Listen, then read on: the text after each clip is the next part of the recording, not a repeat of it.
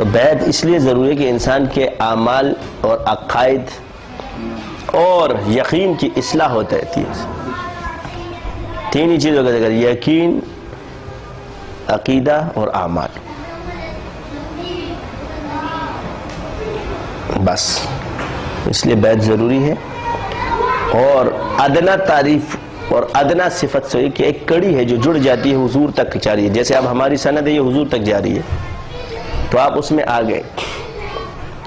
خلیفہ کو وہ نسبت حاصل ہو جاتی ہے کہ وہ زنجیر کا حصہ بن جاتا ہے اور باقی جو ہے نا وہ پکڑنے والے بن جاتے اس رسی کے. محروم وہ بھی نہیں رہتے.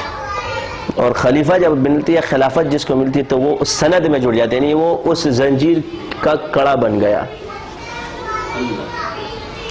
اس درخت کے پتے کا پتا بن گیا، اس درخت کا حصہ بن گیا. اس کو کہتے ہیں شجرہ. اور یہ بھی قرآن سے ثابت ہے. کہتے ہیں شجرہ کہاں سے ہے؟ قَذَرٍ أَخْرَجَ شَطْأَهُ فَآزَرَ فَاسْتَغْلَظَ فَاسْتَوَىٰ عَلَىٰ سُوقِهِ يُعْجِبُ الزُّرَّاعَ لِيَغِيظَ بِهِمُ الْكُفَّارَ وَعَدَ اللَّهُ الَّذِينَ آمَنُوا وَعَمِلُوا. ایمان پھر بھی مقدم ہوتا ہے. ایمان عقیدے کو بولتے ہیں. وَعَمِلُوا الصَّالِحَاتِ وَتَوَاصَوْا بِمَغْفِرَةٍ أَجْرًا عَظِيمًا. دیکھو یہاں پر مغفرت ہے.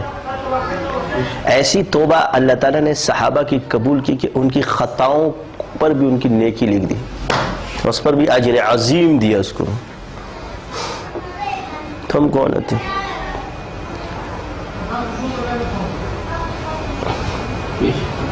ان کی توبہ ایسی ہوتی تھی.